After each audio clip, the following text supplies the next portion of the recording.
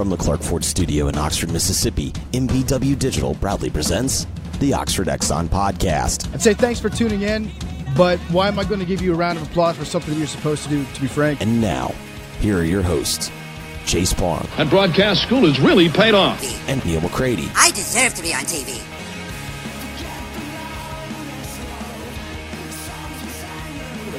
It's analysis. Neal McCready, Chase Parham here. Texas A&M 38, Ole Miss 24 in this one. The Rebels fall to 5-5 on the season.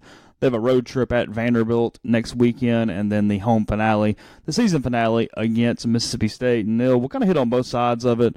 Overall, score doesn't necessarily indicate what happened in this game, because I thought for the majority of it, Weston McGriff and the Ole Miss defense gave the Rebels a chance. You know the offense has got to score. It's just the reality of things with this team.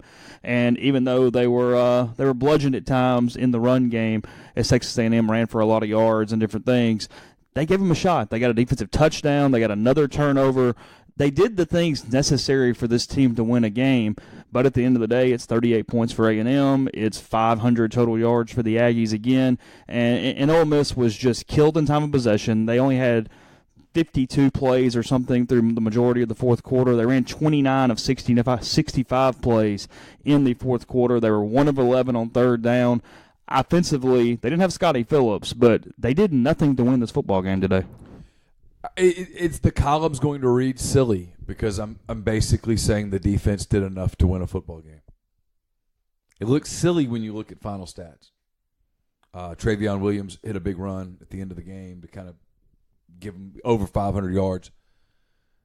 When you give up 502 yards and 38 points, it's hard to say, hey, that's an A effort. And I'm not saying that. This defense isn't capable of an A effort against an average team and above. It's not. They don't have the personnel. With that in mind, offensively in the second half, look, when Zedrick Woods runs that thing back 96 yards, you've got to capitalize. And they couldn't get first downs. They couldn't convert on a third down. They couldn't maintain the football. They left 10 points out there. Luke Logan misses a chip shot field goal. They turn it over inside the 10. Now, again, they did offset, but you've got to get the winning play. You can't just offset if you're Ole Miss right now when you have a talent deficiency on the road in the SEC. You've got to make more winning plays, and today the Rebels made less. They just didn't get it done. Yeah, I mean, we've had this debate all season. Thank God it's almost over in 12 days because we can start talking about the future a little bit. There's this debate about talent. You know, how talented is this offense? How talented is this defense? Whatever. I don't think anyone would disagree that there's a disparity of talent between the offense and defense. The offense is more talented, yet I think it's safe to start looking at games against decent opposition and what the offense is incapable of doing. I'm saying this consistently. I'm writing it in my column. I'm going to write it in 12 days. This offense and this defense don't mesh. They don't work together. Something has to give, whether that's style, whether that's personnel, whether that's tempo, I don't know. Something has to change. Offensively, you can't keep your defense on the field 37 minutes. I mean, the final number is, if I've got it here, 37 minutes and 1 second. For Texas A&M. That's too much.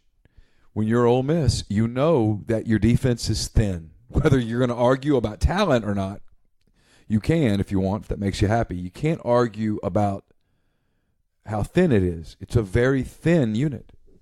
The same players are having to play the entire game. You've got to find a way to give them rest and make the time of possession a different deal. And today they didn't, and I think it's the most critical number on the sheet there.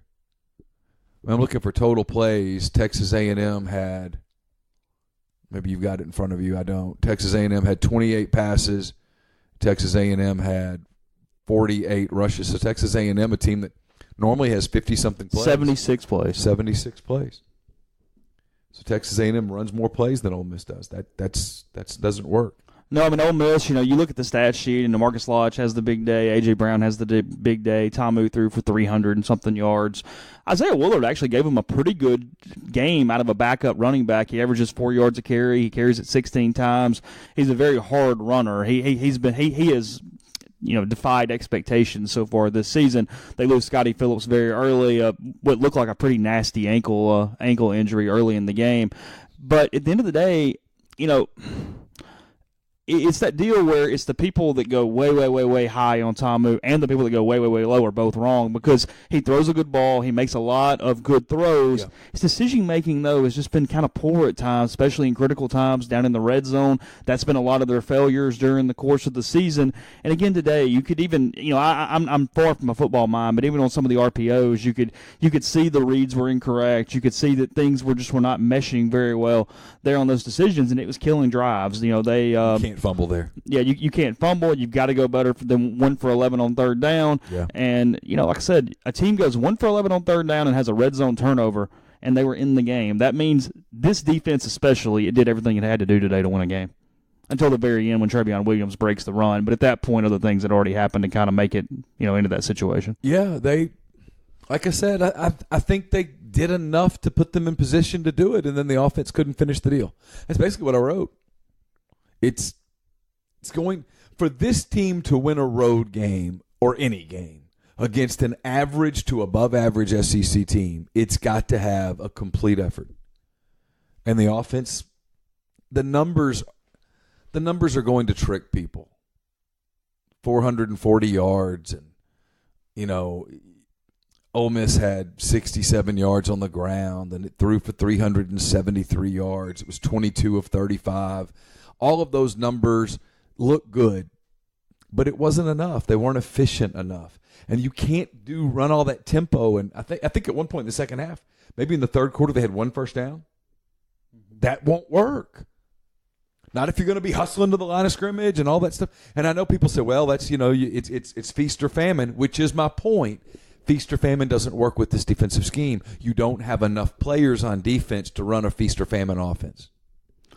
Looking ahead a little bit, they're going to be without Dawson Knox for the first half against Vanderbilt. He was called for a targeting penalty in the second half against A&M on Saturday. The officials have no idea what targeting either direction. This thing is getting stupid. Yeah. The actual rule is worded so poorly that it's leaving everything up to subjective nature. I mean, you go and read the actual rules, and I did it today. I went and found them, read through them, and then got done and go, I don't know what an indicator even is anymore. If it's not one specific way, there's still 25 more ways for it to be targeting and 25 more ways for it not to be targeting. It's the officials are doing a poor job with it, but whoever wrote the rule book did a very unjust job to the officials for this. Yeah, it's a very difficult penalty or a rule to interpret. There's lots of different interpretations. You're asking officials to get way above their pay grade consistently. Today they called the one on Knox, which I think was targeting.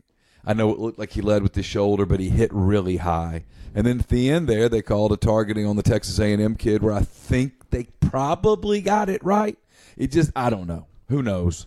I'm glad that I'm not the one having to make those decisions on what is or is not. Yeah, one targeting. quick little misconception there. It doesn't have to be with the crown of the helmet. It can be with anything to the head or neck area. On a defenseless player. Yeah, and there are 15 different ways that a player's defenseless. That becomes complicated. You also can't launch. They could have ruled that Knox launched. I don't know. But he launched, and he peeled back on a player.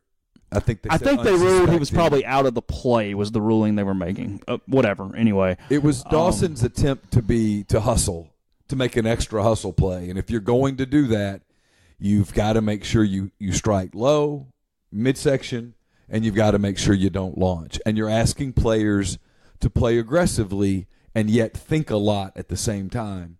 And then at the same time, Chase, we live in a state where just 8 days ago, a young man was fatally wounded on a football field, hitting with his head.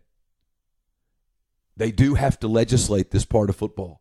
For the people who are out there saying, hey, it's football, it's a dangerous game. Yeah, you got to legislate it if you want to keep the game.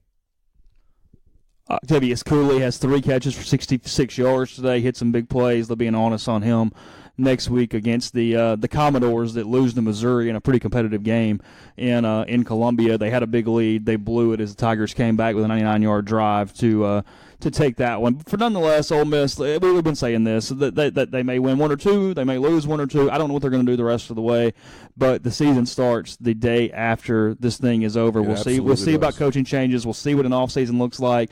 Ole Miss fan base picked up some morale yesterday with Jeffrey Vitter's ouster, and then we'll move forward and see what else happens. But for today, the score looked about what we all kind of thought, but it was a strange way of getting there. Vegas is really good. Yeah, well, I mean, I don't think they predicted a late run there, and then no points out of Ole Miss in the red zone. But it was a roundabout way to get there. But Texas A&M 38, Ole Miss 24. Plenty of coverage at rebelgrove.com, podcast all week, and much more. We'll have more reaction to this on the site and on Monday's show. So for now, Neal, Chase, and the Clark Ford Instant Analysis.